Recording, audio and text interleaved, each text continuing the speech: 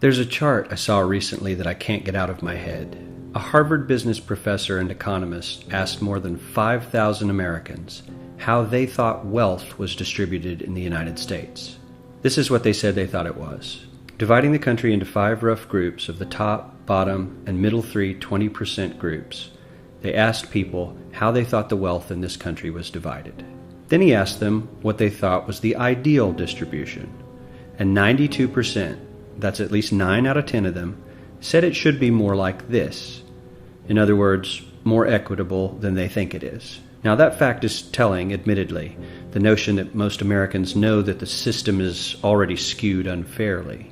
But what's most interesting to me is the reality compared to our perception. The ideal is as far removed from our perception of reality as the actual distribution is from what we think exists in this country. So ignore the ideal for a moment. Here's what we think it is again. And here is the actual distribution. Shockingly skewed. Not only do the bottom 20% and the next 20%, the bottom 40% of Americans barely have any of the wealth. I mean, it's hard to even see them on the chart.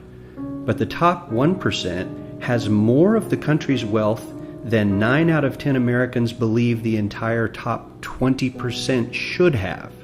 Mind-blowing. But let's look at it another way, because I find this chart kind of difficult to wrap my head around. Instead, let's reduce the 311 million Americans to just a representative 100 people. Make it simple. Here they are: teachers, coaches, firefighters, construction workers, engineers, doctors, lawyers, some investment bankers, a CEO, maybe a celebrity or two. Now let's line them up according to their wealth. Poorest people on the left, wealthiest on the right, just a steady row of folks based on their net worth. We'll color code them like we did before based on which 20% quintile they fall into. Now let's reduce the total wealth of the United States, which was roughly $54 trillion in 2009, to this symbolic pile of cash. And let's distribute it among our 100 Americans. Well, here's socialism, all the wealth of the country distributed equally.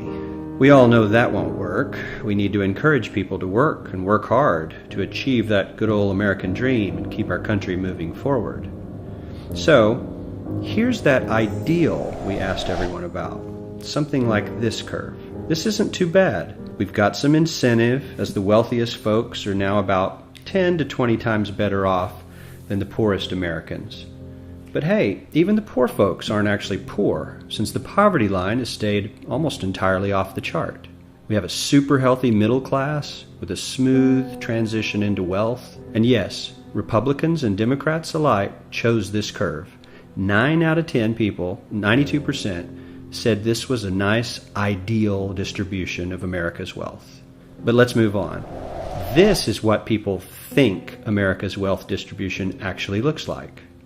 Not as equitable, clearly, but for me, even this still looks pretty great. Yes, the poorest 20 to 30% are starting to suffer quite a lot compared to the ideal, and the middle class is certainly struggling more than they were, while the rich and wealthy are making roughly 100 times that of the poorest Americans, and about 10 times that of the still healthy middle class. Sadly, this isn't even close to the reality.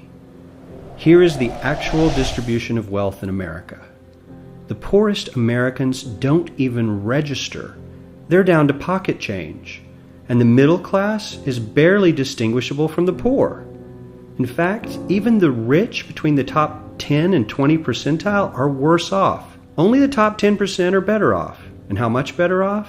So much better off that the top 2 to 5% are actually off the chart at this scale.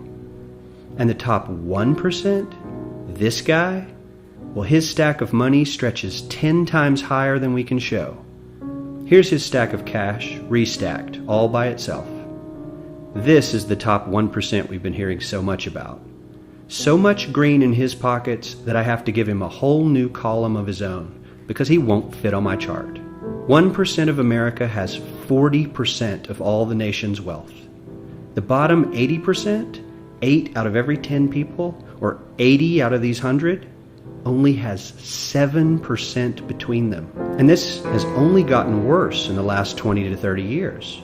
While the richest 1% take home almost a quarter of the national income today, in 1976 they took home only 9%, meaning their share of income has nearly tripled in the last 30 years. The top 1% own half the country's stocks, bonds, and mutual funds.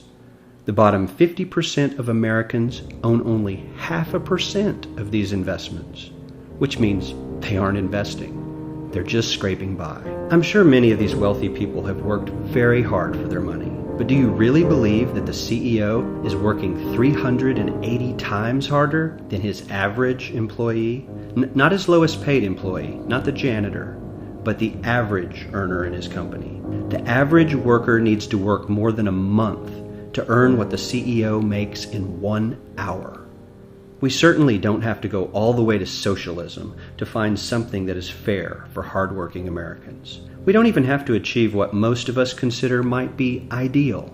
All we need to do is wake up and realize that the reality in this country is not at all what we think it is.